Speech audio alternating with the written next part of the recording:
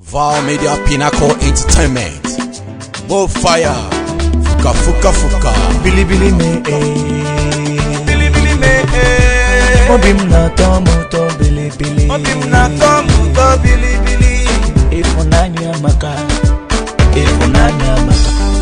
Bili bili no bimo ije love atogwemo. Hello viewers, we have a special guest in our program today, and he's none other than the distinguished Senator Ifeanyi Ubah. You're welcome to the program, sir. Thank you very much. No. Senator, no. Hello. Kibe America. Kedifi Bunubi. Ijibe America. Okay, abịara m America ịbịafụ ndị be anyị ndị ụmụnne anyị bi n'obodo oyibo maka na okwu Anambra ka anyị bịara ikwu. Okwu gbasara Anambra anyị si ka anyị nwee enu Anambra. Anyị ama nwe enu Anambra nye Anambra ọfụ wee kpachapụ ndị nọ n'obodo oyibo. Ụfọdụ ga-asị kedu kpatara m ji wee sị ka m bịa na obodo oyibo wee bịa merie manifesto m nwanyị na memere na Anambra. Ife nji bịa ka m merie n'obodo oyibo bụ na m chọkwụrụ ka ndị be anyị n'obodo oyibo weta amamife akọnuche fa wee weta ka anyị dozie Anambra.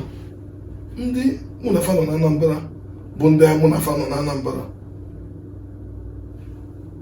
ụtụtụ efifie abalị mụ na fa nọ na Anambra, mana achọrọ ka m bịa obodo oyibo ka m bịa were ndị oyi ndị ọfụ ka m fụ yọọ afọ ayụyọ. Biko o nwepụo na mgbe ndị Igbo gbakọrọ aka ọnụ ka ha bịa mepee anyị Igbo oge ha bịa n'Imo steeti. Ụfọdụ imirikiti na ha bụ anya mmiri n'anya wee nachighị azụ. Mgbe sị ka anyị yọọ ọfa yọọ ha na Anambra na-achị pụta kịta nwa Anambra anyị nche niile ya gbakọ aka. Anambra ntagolo afụfụ amamife ntị nne na ya otego ntị iwelu na ana Igbo niile. O nwere onye na-azọ ọchịchị kịta na-azọ a practicing politician na ana Igbo niile tigolu ife ntị ilu na ana Igbo maka ọdịmma ana Igbo. Eji maka ya hapụ ma afịa n'azụ ma ife niile na-eme gbado anya na-achọ ife a na-achọ maka na inweta afịa m obere ife maka na ana Igbo na-achọrịrị onye ndu ga-emepe ana Igbo. Ife niile nọ n'obodo oyibo na-ekpe ekpere na-ayọ Chukwu kedu ife a ga-eme ka fa nọta ka ana Igbo nye ha obere opportunity ka ha bịa gosi ife ha jere n'obodo oyibo wee meta. Inene anya maka onye na-azọ ọchịchị ifu nọ a great opportunity. Ndị fọmfoju akpa ndị politician ndị a na-akpọ fọmfoju akpa politician ha nwee politician mana bụrụ m onye fọmfoju akpa andị mmecha maka ọgwụ ọfụma. Ndị fọmfoju akpa enwe ife ha ji ndị obodo oyibo eme. Ife ha nọ na-ewu ka ha jee chọọ political party ya nye ife ha na-achọ whether na ha eji by crook or by means whatever means ha wee nweta fụnwe ife ha ji eme. Mụnwa na-akpado akpado ile anya na ana Igbo kịta na Anambra wọdụ niile nọ na Anambra steeti nwere ofu kọmputa m biometrik eji eme registration nwee faịlụ more than 6 structures m different structure ma ndị afọ Igbo efuna ma ndị active voters ma ndị IUSM ma ndị catch them young ma ndị Mr. Infrastructure structure m ka nkụ nọ na-eti aka n'akwụkwọ na-eti aka na akwụkwọ IPP na Ifeanyi Ubah Foundation anyị na-eme na Anambra kịta. Anyị bidoro ime na 28 ya kwụsị nke izizi na 60 emechakwa nwere ikike isegoye mmekwa ya na-eme na-aga tiri elekshọna nyawụ nhapụzie ha n'ọlụ ahụ na-ekelekwa ha n'ọlụ ha na-alụ maka ọ dịghị izi mmadụ inwe biometric center in 326 words and the plus ndị mobile registration maka na ahụ 16 abụrụ nyaafụ ahụ 16 ndị anọ n'ebe ahụ na-abụ eje mbọsị election enwere mụmụ ife mfụrụ kịta na social media ebe ha jelu na-emela Ojukwu salute tata ka ha ma na-eje eme Ojukwu salute election eruo na ndị a na-akpọ ndị Igbo ndị amaghị ife so mụnwa butelu agha mụnwa bụ amị a wee bata agha amamife akọnuche ka anyị wee nwee ike gbanwuo ife na-eme na be anyị maka na Anambra nweta ọdịmma anyị Igbo adịmma mana o siri ike mmadụ inye onye dịka ụdị mpụ enwere godfather enwere nna na gọọmenti o siri ike ụfọdụ believe mana efi nwere ọdụ chi ya na-egburu ijiji otu a Chukwu si mee mgbe wuru sinetọ ọ ga-emekwa ha n'anya nwụrụ gọvanọ ife dị mkpa wụ na mana efolokwo amamife Chineke nyere m ka m nwee ike na-aga nwayọọ malụ ndị mụ na ha chọrọ ịbịa na New Jersey a ebe a wee bizizi na Amerịka niile enwere onye isi ojii wụ deputy mayor na Amerịka niile so anyị bịara ebe a taa wee mege our manifesto anyị wee si ebe a echi anyị eje New York na mgbede echi anyị eje California Los Angeles si ebe a jee Houston bịa Atlanta wee na-agụdị na nke mbụ a na-akwadokwa ọzọ anyị ga-abịa na anyị na-ayọ ndị be anyị ndị azụọna n'obodo oyibo ndị nwere discipline ndị nwere containment ha bịa ka agbakọsị aka ọnụ eweta ndị be anyị ndị nọ na be anyị eweta ndị n'obodo iwu agbakọsị aka ọnụ nye ụmụ mmiri omegonụ ọgba ụfụfụ onye kpatara nji wee bịa. So isi na ịbanye na politics ndọrọndọrọ ọchịchị ka isi wee banye na politics? Ife nji banye politics out accidental nkọwa ya oge m pụtara nọ n'afịa na-eme ezigbo ọfụma enweghị m ife mkpatara mmeji wee n'ụwa chee na mmanwụ politishan mana abịara nne na ya afụ na nwere ụdọ edobelu na onye Igbo ama ngafe n'ụdọ ahụ and now political emancipation, political potency to oya dị ime ka na oya dị a ga-amụ ya amụ ka ọ na-aga amụ ndị Igbo niile agagogago onwe gafere n'ụdọ ahụ ụdọ a ka m chọrọ ka m nwere ndị Igbo ka anyị gafee na okwu awokwu inu ka ntụnụ ọ bụrụ ịchụ ego chụju akpa niile ụdị ego Chukwu nyere m n'ụwa niile ego Chukwu nyere m mmasị taa na Chukwu ọ gọziri m karịa ndị ọgbọ m o nwere ife kpatara mmeji chọọ wee rukwe taa abụ m eme kọntraktị emebụ mbụ anabụ federal government contract, state contract, local government wee wụrụ ife anyị wee wụrụ ife nwụta mana achọrọ m iji politics wee were ife na-akpọ commercially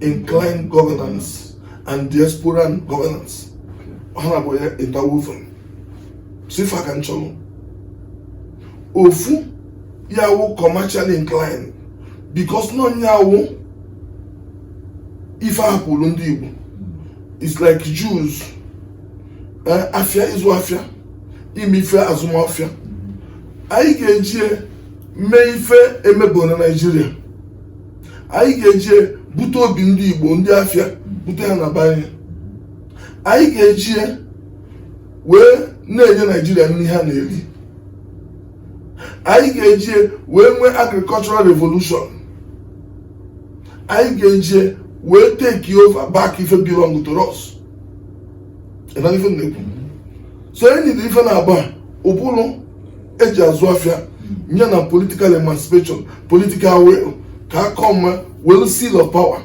wee kọọ jide ha na abụ ọnụ wee dozie obodo anyị among the even so Anamayo ndị be anyị ka fa n'anya fụ na ndị lọya bịa na Anambra mechaa nke fa ọbaholu ọgahọ ndị dọkịta bịa ọgahọ ndị banka bịa ọbịa na Peter Obi ọga mana bezie wetara anyị anọta banka okwugha eziokwu ka m na-ekwu ọ ife mwute ka ọ bụ n'okwu gara na nke ikpeazụ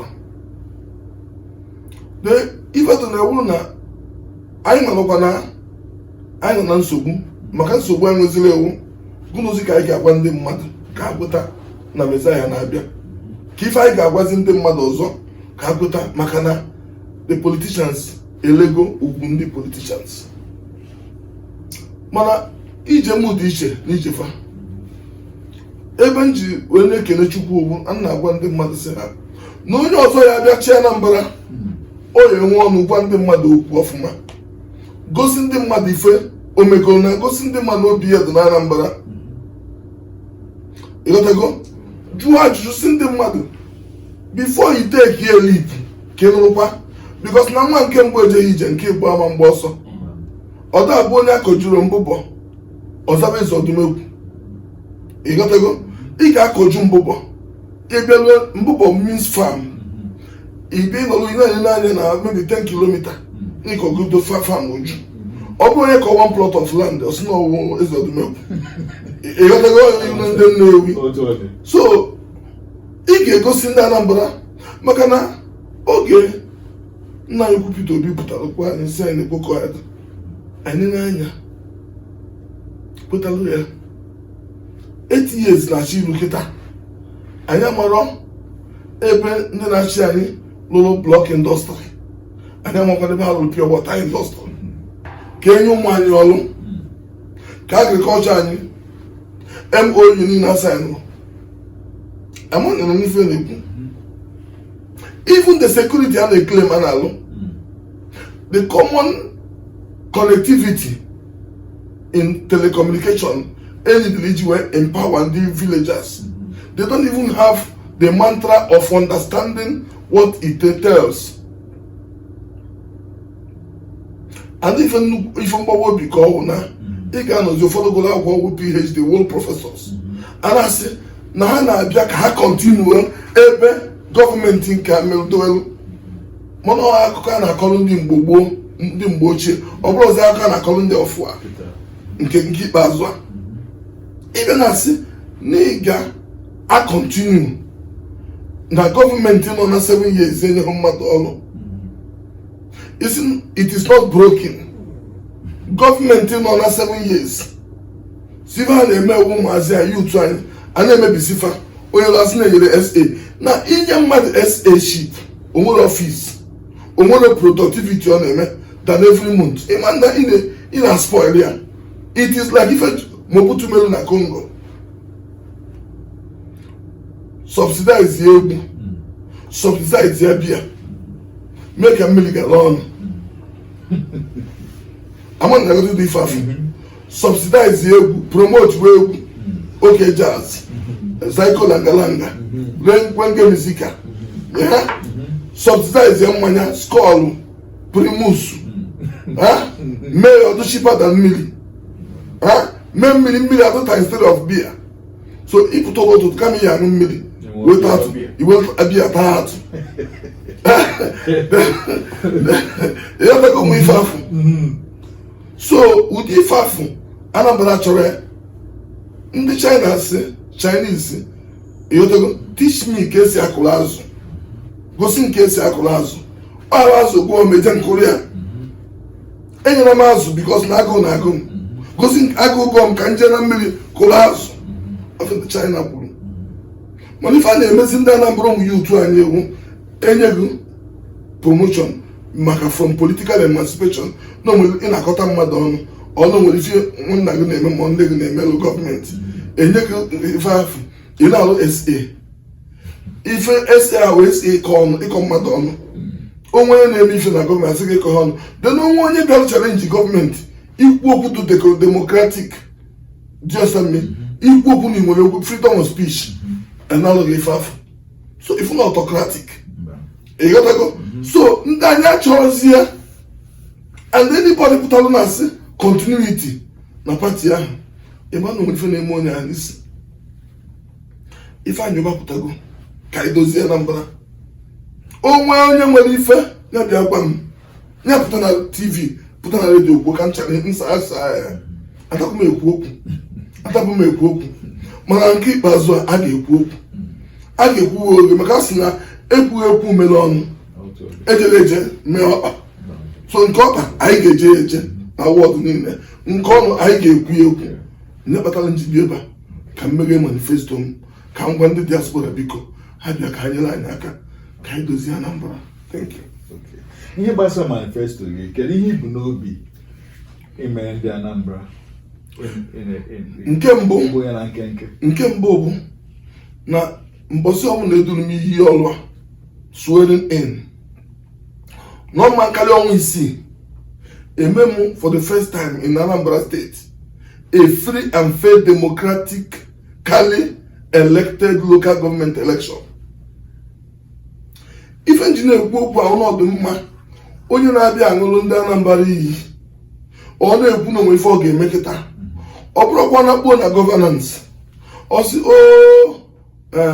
ke na fim ekwuru living in bondage you know explain am to me ọkwa ya ife akwụ na anti ịkọwahụ ya like this so onye ga-abịa ichi Anambra ga-ama ife dị na Anambra kịta mmadụ dat na onwere schools otu a si na ọ na-egwu a kịta ọ competitive advantage ka anyị dịrị if competition atọ n'ife ịma ndị fa na-ekwe nwere isi all competition na-enhance performance so n'ife anyị na-ekwuzi kịta bụ na onye ọbụla ga-achị Anambra ga-eme local government election 6 months so ma mụ nwa egbuo Chukwu ụzọ na-ewu ife anyị ụba ma onye ọbụla jee ka onye akweta ihe asa na ndị Anambra ịghọtago and ikweta na ego local government ama mekata bata na pos state government because if you na leadership wu containment if you don't have a vision ka ị ga-esipata ego then you have no business being in governance and we have say we economist mana ọ bụrụ na economist mgbe m bịara kwuo okwu na Nigeria dọla daba okwu nkịtị ka m kwuru abụrụ na senator o mere na Nigeria I'm a private citizen ọ bụrụ na senator challenge ndị na-ahụ economic managers of the country webe akọ na emeghị ife na-eme ego akpọ m afa na mụ ife na-eme ego Nigeria ji agbago ego si na 5 something dagido ọtara 3 something ọkwa ọgbakọ si me ka m si wekwu ọkwa aka na-eme ile a na-eji okpo egwu ya inu ndị na-ewi dịfa ha ndị na-akụ nnukwu hama na ọkụ ọrụ ada ebu ya na-celebrate ya ọ na-efly mana itinye n'ife ome ife ama na omere ife so abụrụbụ m sinetọ mgbafukwu okwu ọda so mmadụ amabịa jụ nkịta abụrụ m ekonomist wee tinye mmadụ niile ntị n'ọrụ abụrụ m ekonomist wee rụọ legacy projects na Anambra. Nwere ike ịgwa anyị some of the projects in terms of achievement ibe na Anambra taa I believe in ife ya transform one of the key transformers of the empowerment I chọrọ wo sports through sports since the new senator bịara in a space of 1 year a first time senator wee lụọ agbagagba ụlọ ọgwụ 5 by my constituency project and by inviting my friends. If mmadụ ji awụ leader onye elected ọnọ n'okwu eze abụrụ ka o jebe masaka dobe awụgo m ike na ayọ ndị mmadụ anyị kọsa mọ m nọ n'ọgbọ ofufu so oge covid nọ akpọrọ m ndị ọyị m tabịa tụọ ego gọọmenti mekwara kpọọ nke ha ụfọdụ ndị politishan kpọọ nke ha ife niile ha ncha gbafusicha na sọ nke m ka nọ palliative sọ nke m ka nọ mgbe kpọọ ndị ọrụ emewe tụgide ego nwesị ha biko kwu anwụkọ nnọọ ndị ji ka ha bịa nwee obere mana na nwere benchmark ofu mmiri inye m ofu mmiri eti m afago a one member of this Anambra Progressive. I bid to well from 1 million naira to get a 540 something million. Wow. I loan on Kembo between Newe and Orifite, a permanent site. I share move for General Unizik, lawyer, because I for Anambra South, General Unizik, long Anambra Central, General Sube, Kailon Anambra North government teacher. Government better, I work from foundation to DPC. Over 10 million naira. Government will say you're losing now. Unless I do it in your hand. But if I go to nature, you move a percentage. Can we maintain? I put a percentage I show. Can I need no care when they maintain? I actually hospital after 1 year will be mortuary. But I don't know. I find all our member and then a marble. So if you na member niile minimum of 1 million na pute afa ha niile do na hospital no. So na 20 years time ụmụ ha ma ndị na-achọ ọrụ ma ndị na-abịa ebe afọ for one thing or the other ma ndị na-abịa fọsa onye pụta fụ na afa nne awụ nọ papa ma number 200 like na mgbede amfụlụ number 351 Nze Malaki nke host anyị tomorrow na New York number Nze Malaki. So 351 ahụ nọmba ọ eji fife nọ na-eme na Anambra Progressive. So achievement emere nna akpọtara ndị ọyị ma ya lụọ n'ọgwụ na Anambra kpọta ha lụọ na Unizik kpọta kịta na-alụ eje lụọ na Nsugbe before gọọmenti chụpụ anyị wee steeti gọọmenti anyị wee na-alụ nke na-alụ na Ọdakpụ from the Anglican Diocese Ọdakpụ Bishop Owen. When I my own constituency project, na lo hospital nato. And almost hospital nato afuna agata code. Ofu na ola epulobe. Ofu do na oga. Then I actually lo ofu na agata. I think I'm member na chile ni ma agata. You know nke sickle cell. Ulogo sickle cell. Sickle cell specialist. So if una IT gon kaf. I have over 20 houses for the aged parents, you know, na Anambra South. You know, so if I know society will go without ministry, government presidency, no a budget. In Kembo Weber Institute of Petroleum Safety, no Institute of Aviation Safety, Nambos, Strategic Issues Security and Strategic Studies, na Olumba, and Sickle Cell Center. Federal Discipline. Okay. I been now who senior teacher now adopt even other paper. Ubora Bahamian statistics. More which was on number first among the 46 new senators. The first statistics, the second one. Mobile first Nanabo. Overall, about 30 nofu, about 40 nofu. Overall, all the senators in Nigeria, all federal senators. By other paper, the only authentic paper of the Senate. Wow. And not even me. So when you come to Bunandum, and not someone going Igbo or is in Nigeria, but down the position of a senator from relative unknown party, because in conscience, man not the matter, but the Lumbeja. That can actually get easy there run on YPP platform. Even when PDP na APC na the party in the also, get easy where or YPP go your platform. Bible American water na one with God is majority. In Leviticus, money ka. If God can do it for me through the people he would, as a senator, he would do it for me as a governor. Eba nka nyelomaro, and ina gozaga, if no nyelomaro, I'm okay. Kegi is we settle with YPP. Or where if how many more the structure? I had this from other parties. How? I'm going to go no PDP. Tiago na PDP.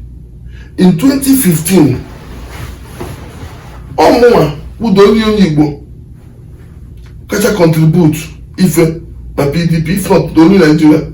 Omuro onye tile ego ntili na PDP. Muma created close to 65% visibility of PDP in that election through TAN, which I coordinated. TAN will Transformation Ambassadors of Nigeria. okay. TAN. In that PDP, Egorum, Echatam, 5 aircrafts, 4 Emirates, from Guangzhou, from Dubai to Guangzhou, Guangzhou to Lagos, and up on duty. Ubute campaign materials. Umule young cover. Okay, it more than 200 trailers of rice. Came many states. But more than 130 trailers of plastic tables and chairs. Okay, every state. Blue rice, okay, every state. Then, Pagali every state make campaign for a sitting president. Mishawulu, deputy director, contact and mobilization of presidential election, a sitting president. Make even enough. Election guy to siga. Mbalos, Makijomo. And now government can run or anything. But I believe in the so contentment in a man and conscience also showing out to in truth and in spirit. Although I do as Aziko. Government here is better. Emily Polani. Ono muziko sibe hapo ije kocha wa ifeni na. Ma since coming la but ono was more than you sinke kasime because I have na kam dosha. Ọbụna nwere ife na-eme na Nigeria na mụnwa wee bube Chukwu ụzọ ife anyị ụba nwere ndị skeleton nke abụọ mmanụ na YPP but onye na ngwere anyị George nke o si wee chọọ mana so Chukwu mma obi m mana ife mpụtara ka mme ma sacrifice mmelụ ọsụsọ Chukwu ga-elele the size of my sacrifice man nọdụrụ what the of rewarding so nye nwa na reward so nye nwa owu Chukwu ọbụna na ife m na-ekwu onye ka njaza ebube Chukwu ụzọ hapụzie nke ndị mmadụ so nyewe afa ọ na-aga ọfụma Chineke na-enyere anyị aka. So ịma na n'ala Igbo anyị nwere a lot of challenges n'ala Igbo niile, also Anambra State, security wise ma ndị na-achị ikewa ma ihe gbasara Biafra na ihe ndị ọzọ. Kedu uche gị maka ihe ndị a na-eme n'ala Igbo? Igbo nke bụ eziokwu, Biafra dị mma ma anyị nwee ike inwe ụbụrụ na wisdom anyị ji nweta Biafra. Ebelieve na Biafra ga-anwụ nke anyị ji egbe wee je nweta. Anyị nwebụrụ egbe je gbuo mgbu, anyị nwetara ya. Biafra anyị chọọ Biafra, uche na amamife ka anyị ga-eji nweta. Economy, building our economy ga-enye anyị Biafra without akpọghị Biafra. Ịdana ife na-ekwu abụ mmadụ na-adị very outspoken ma m chọrọ ikwu okwu ma chọrọ emechi m ọnụ but ajụọ m ajụjụ ma mbido anakwu okwu nnọrọ na my spirit agba ngụkọ si dị without favor and without fear. And fear. Biafra anyị ga-enweta with the original Biafra bụ nke anyị na-ebuzi okwu Biafra n'ife anyị na-ekwu okwu egwu kiri ka anyị ga-esi entrench good governance across the southeast region. Charity begins at home. How do we get our governors to answer the clarion call of delivering on their electoral promises and then being transparent to the oath as well? If we have channeled the energy Nigeria score towards going, can I don't see by which is charity begins at home, we won't be where we are today. And the confidence and they lose, they lose in Nigeria context. And they lose here. Okay, now Chineke say, get the wisdom first. In all my son, acquire wisdom. So, nan na-ekwu oge ka Chukwu nụrụ ọnụ m na-amụrụ eziokwu maọbụ amamikpe. Kedu ka m na-esi wee weta Biafra na m na-eweta Biafra? Enwere m egbe, enwere m onwe nke enwere m plane, enwere m Tucano, ejiokwu m glass of oil, ekpokọrọ m ụmụazị niile anya na-amụsịsị. Just can't satisfy, yeah. My insatisfy a few people. Mba, I'm going to be careful. Let us go back to the round table. Can't tell me that we be African at table. Chineke si, onye sina onye bonjo, wanye amele kuzo megoni, tuwa ishe.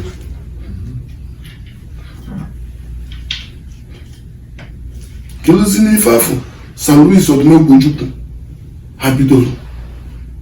All the wealth ndị Igbo created, where are they? Kele association plan.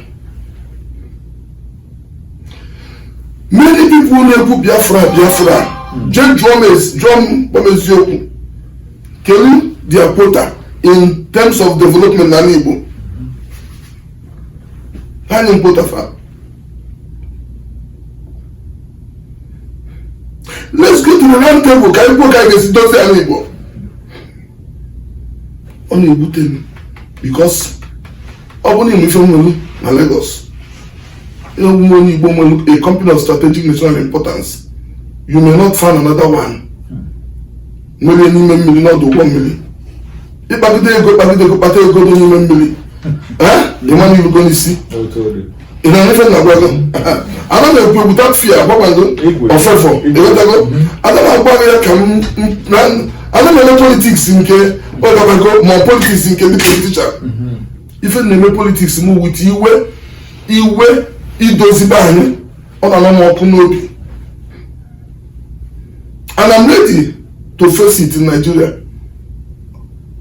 Agwagwo sinetọ nke a na-apụta ndị Igbo na-eti onye a na-eme ọfụma enwere m ọnụ okwu maka ụmụ ofu onye ụlọ ofu kọkọs mana nji ama ife nji enweta wee na-enwetara Anambra South mechie ụlọ omume ọnụ mbọsị a ga-akpọ rizọt onye ruo nweta kaadị ya skọ kaadị ya agụọ maịlụ ị na ife na-ekwu so na nna ayọ ndị be anyị ka anyị chigata azụ jụọ onye ọbụla including mụnwa si bịa jụọ anyị mụnwa kedu ife imego nna enine nke mmelu enine nke ndị nọbụla bifo melu ama na nwere nke ana m aga n'ihu ọ bụ eziokwu ka anyị bute ikọnọmi dobe n'ala Igbo ka anyị dobe ikọnọmi ekwenche n'ala Igbo ihe gbasara ekọnọmi anyị dobe n'ala Igbo Nigeria na-efe anyị ka esi efe Dubai ka esi efe Turkey anyị na-ekwuzi nke ahụ nke ọzọ ịghọtago ihe dị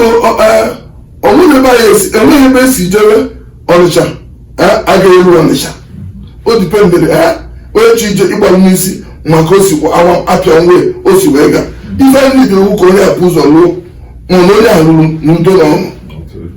So idozi ebe anyị entrench strong economy ebe Nigeria ka na-egote tupik n'obodo oyibo ndị Igbo ji si ụbụrụ anyị wee ruo ogbu n'igwe ndị Igbo ji ụbụrụ anyị wee rufere na-arụ oge nsogbu doro na anyị na-anụ ọgụ Biafra ka a pụwagodi egbe na mma na iwe na ọnụma ka anyị chọọ ka all the governors in the southeast ga-esi nwe mkpọrọ amụ kwuo okwu ka nwoke ka ha dị n'ife ndị southwest na-eme jụọ m anya ajụjụ sacrifice anyị na-eme to sacrosanct and aja anyị na-achụrụ Chukwu. Any gọvanọ na-ebitere otu ya ọ ga-ata afụfụ. Iwu gọvanọ abụrụ ka ije n'ibe, iwu gọvanọ abụrụ ka ọ gabago, iwu gọvanọ wey sacrifice and service to the people, for the people, by the people, and for the people. So ọ bụ na anyị promote wey do transparent. If that na I engage you to all ụfọdụ ụmụazị ekpoji obodo oyibo, ọrụ ndị nọ n'obodo ndị nọ n'experience kpọnata ala Igbo exchange technology n'oge adịghị anya in the next 3, 4, 5 years anyị Igbo wee ebe anyị mejezi China anyị emekpakpa ndị Amerịka ife ndị China melfa because in America bịara buru technology bute China ka arụbara ha maka nwere cheap labor. Today China na control treasury America. You go? Mana the only race again nwere ike ime n'ife afọ n'ụwa Igbo race and Anambra ka ọ ga-esi. But anyị notabụrụ good governance. That is what is disturbing the family over. Ife anyị bịa lụọ this all. And ana m ayọ Chukwu emelu m ebele enye m amamife tikwo nna nke onye m ka m nwee ike lụrụ ndị Igbo ọlụ a. Ama m na ndị Igbo fụrụ m n'anya, ama m na ndị Anambra fụrụ m n'anya, malụkwa na ndị iro ka nkụ. But one with God is majority, and I believe na God is with me, and clear conscience fears no accusation. Okay, so Emma, ihe gbasara ndọrọndọrọ ọchịchị gọvanọ na Anambra, kedu otu obi gị dị maka ndị nwere ike face na the election, ndị dịka Soludofa na Chief Uba, General Chief Uba na ndị ọzọ? Kedu your confidence level? Kedu ife ilo? Well, nwoke na-asị na nwoke ibe enwe ife ọ ga-eme n'ọzọ elu okwu ebe ike dị n'akpụ n'akpụ. Ọ ka ndị Igbo si ike dị n'akpụ n'akpụ, mmasị na nwere ife onye ọbụla ga-eme. The end justifies the means. Ebelivu n'ife niile na-azụ election na Anambra steeti enwere onye nwere ọdịmma Anambra steeti n'obi ya, because charity begins at home.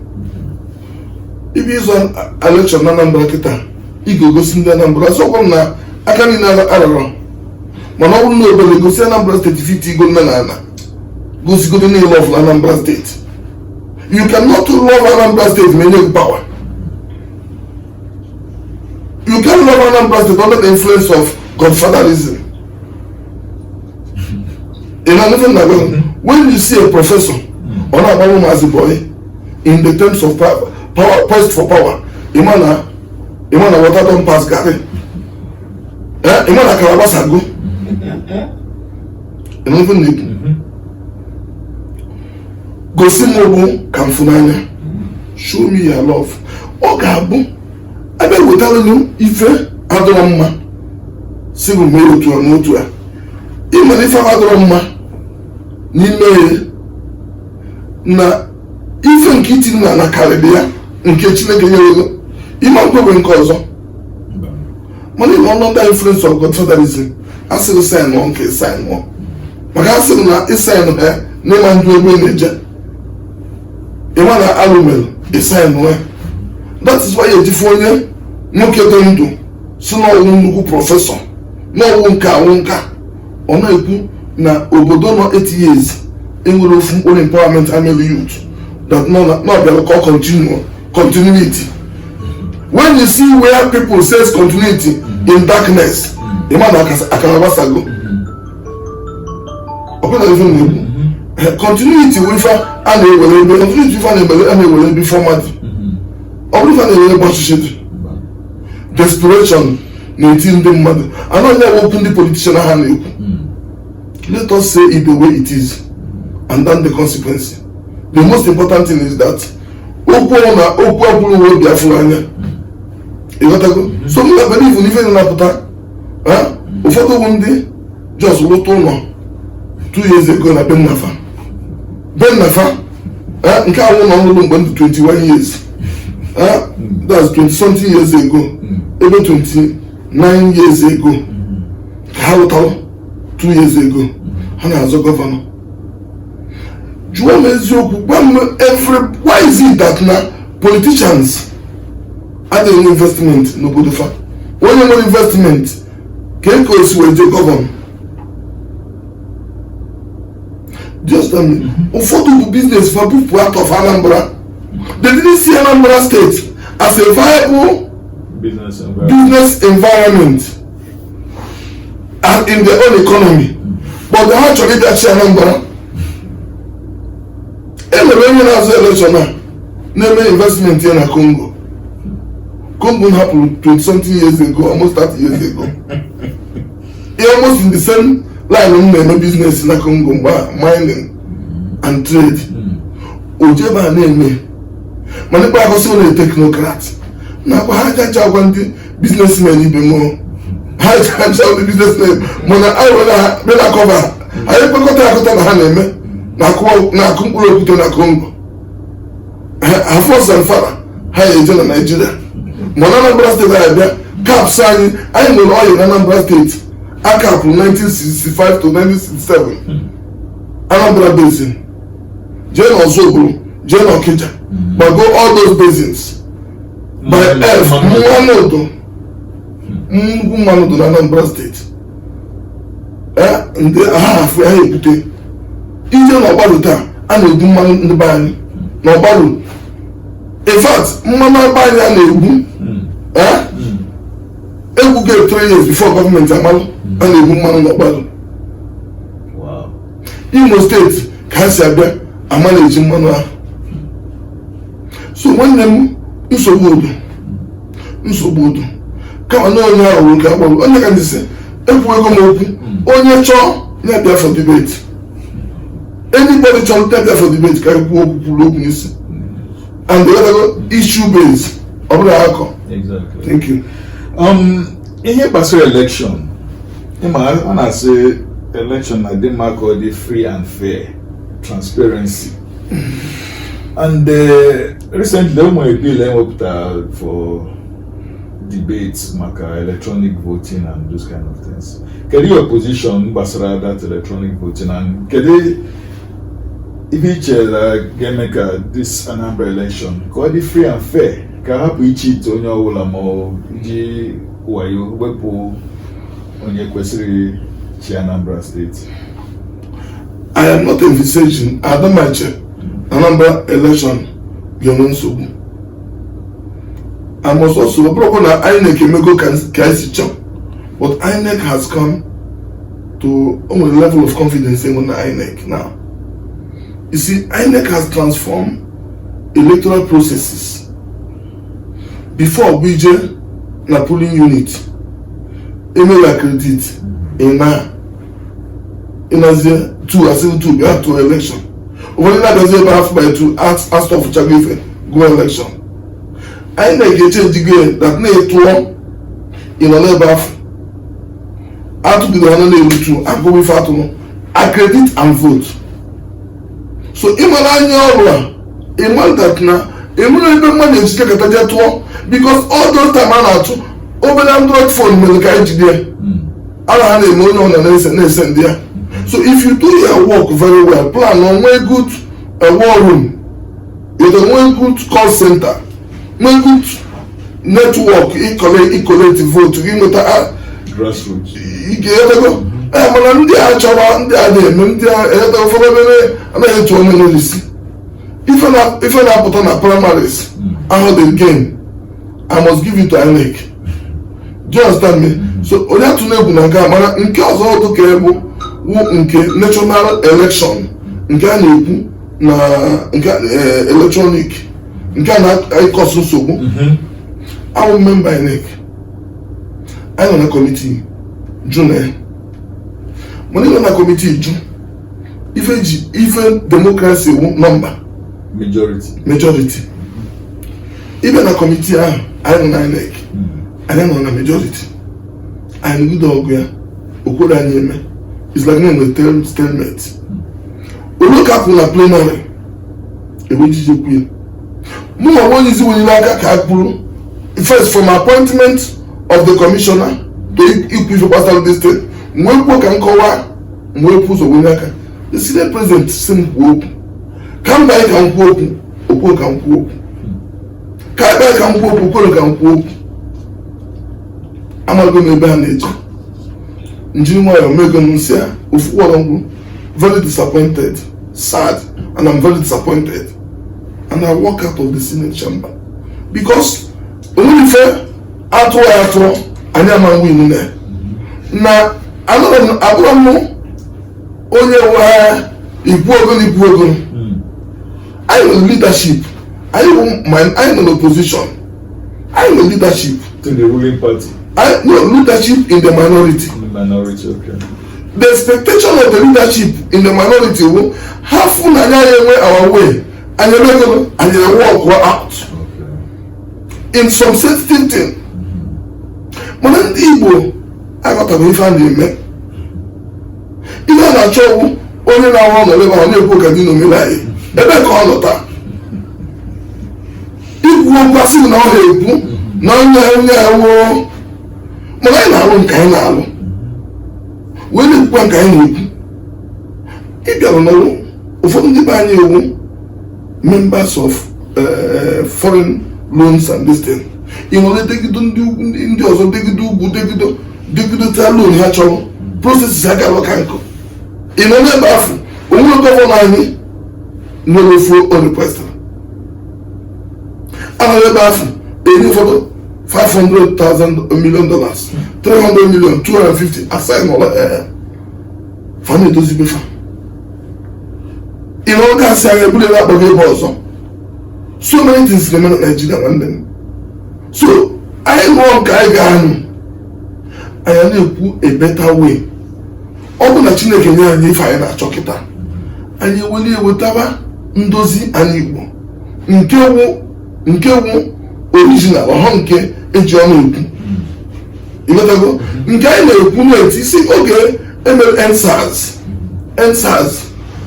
The whole country emefe melu. Mgbe afọ ga-emelu mmeri ife a na-akpọ audit of politicians. Onwe na onwere ofu mkpụrụ politician. I'm sorry, I'm a politician.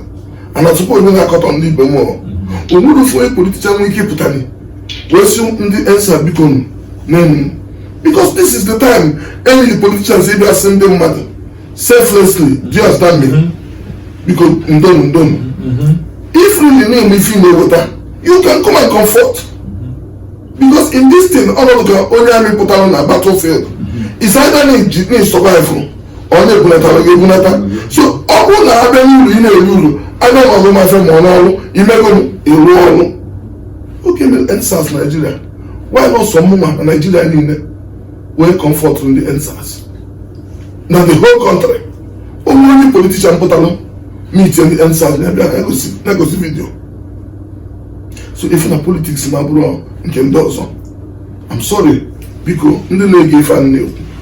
Become a non America, the land of America can live here, and New Jersey. The leg fan new. Hebu kuna meti na nansubu. Just I feel na overstep my bond. One could be can see here. Because politicians they speak from the tongue. Mama hope a businessman come politician. I speak from my heart. Do you understand me? See where I'm passing from. Mana obura mgba na kan ji ekwu. Amen kwu onye ọla get.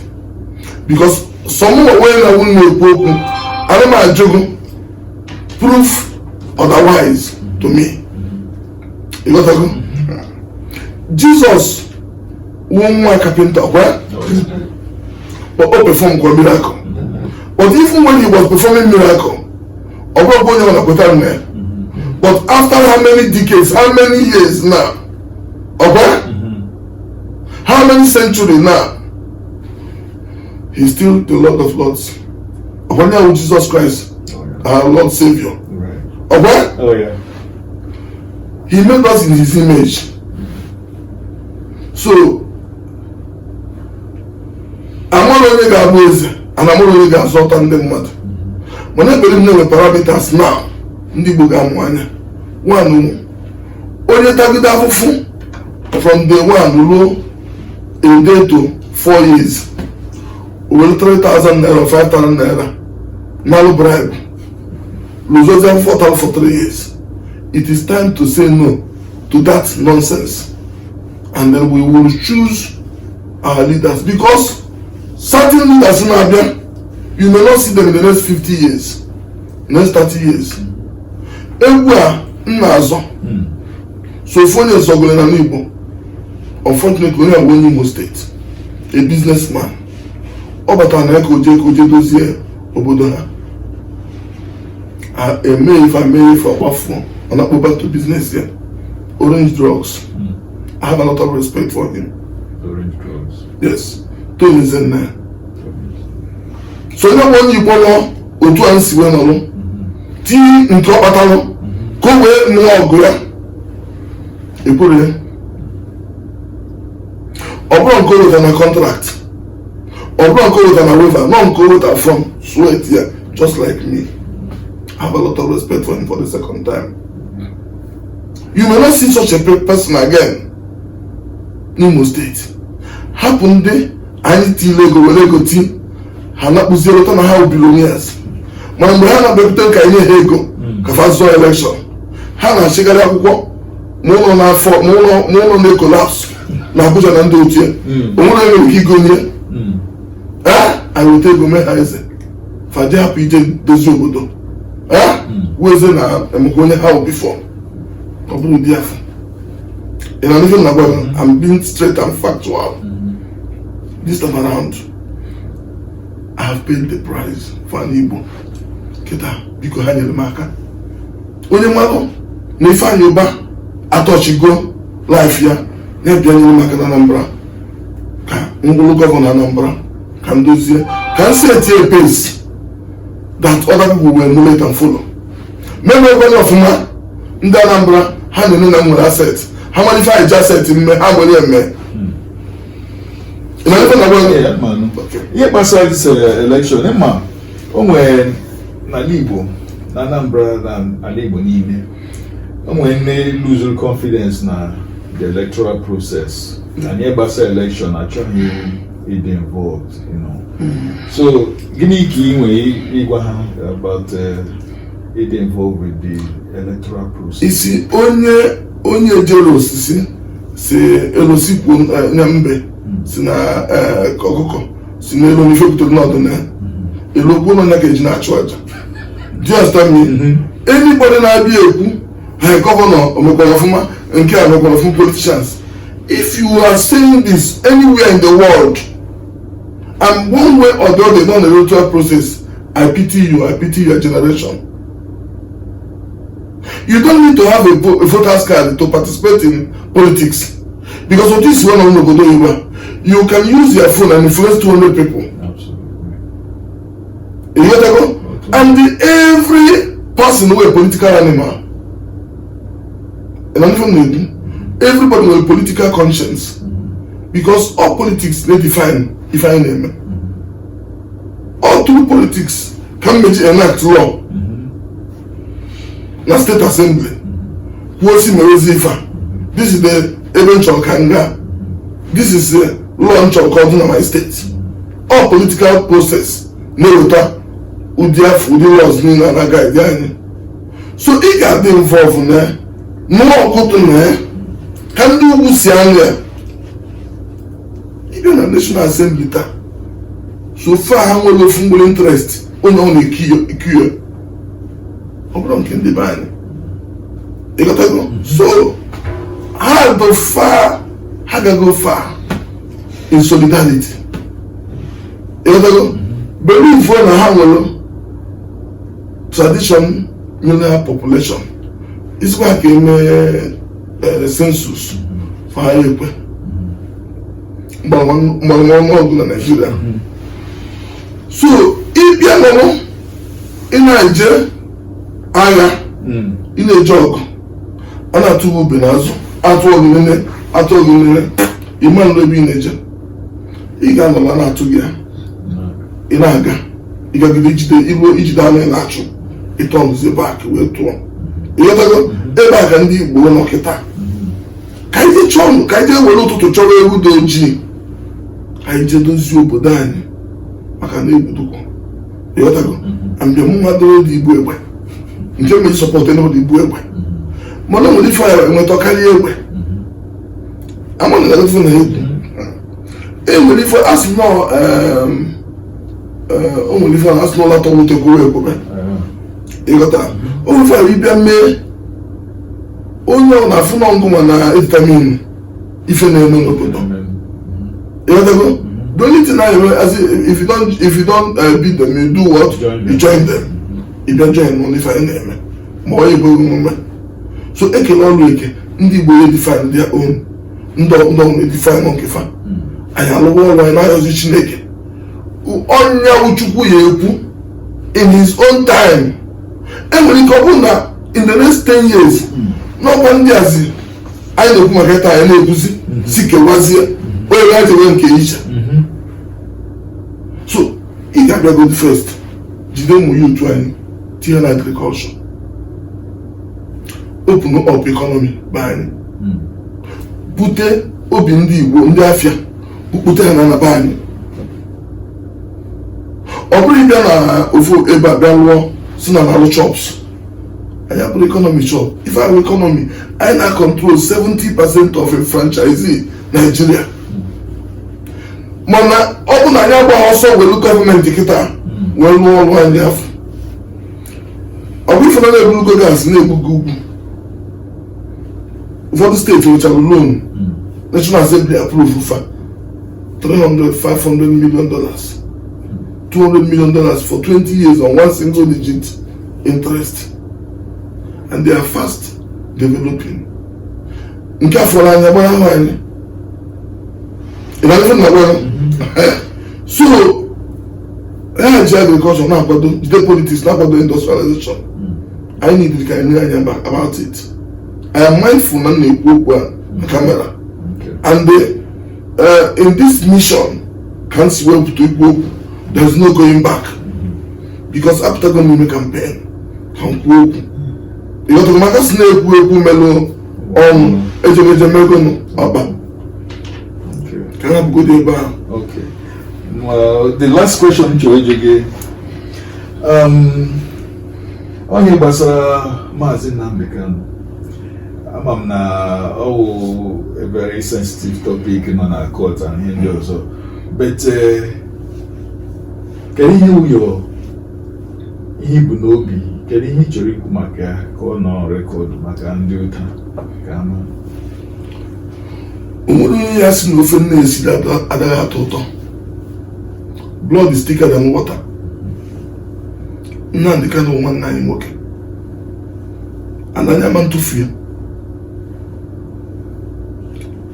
ife ọ na-ekwukwu okwu ewu maka ndị Igbo nwere onwe fa isi politics anyị na-ekwu politics mana methodology anyị ji eme dị iche iche. You may like his own like methodology when they like that.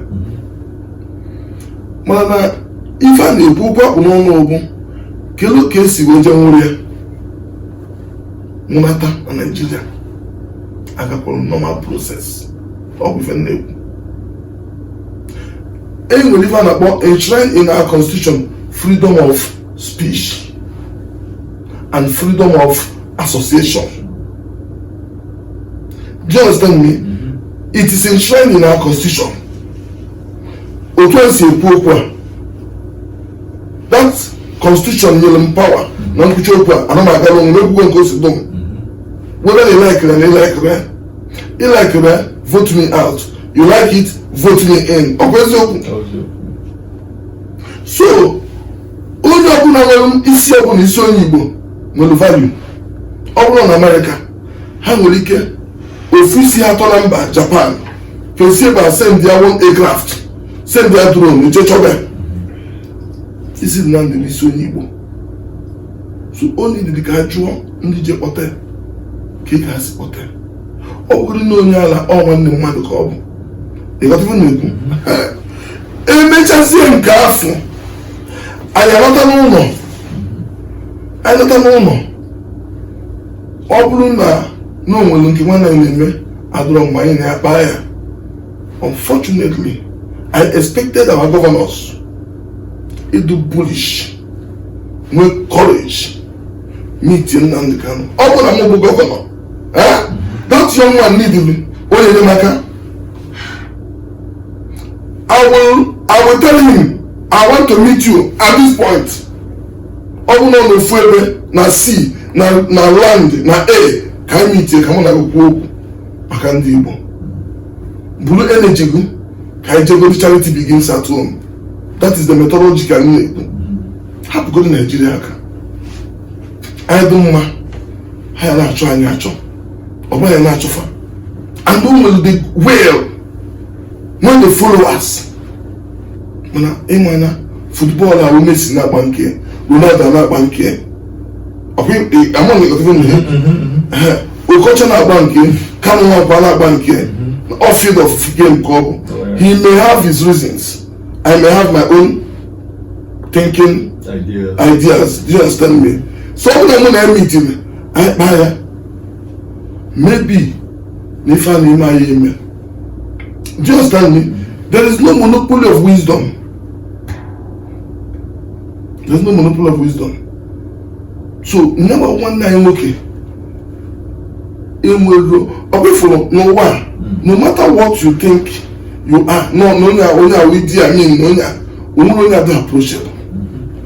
But the question I had when the governors, if you engage in one night, only since after the war. So, only like methodology, someone because didn't know I will make another tapago if I'm not I don't see any one.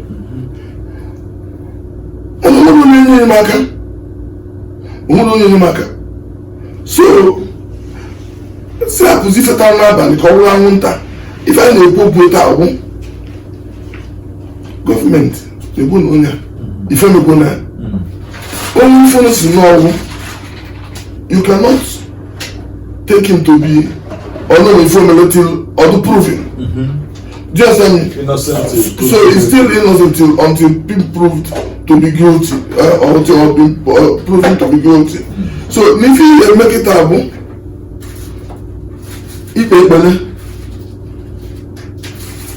Chineke me all good lawyers.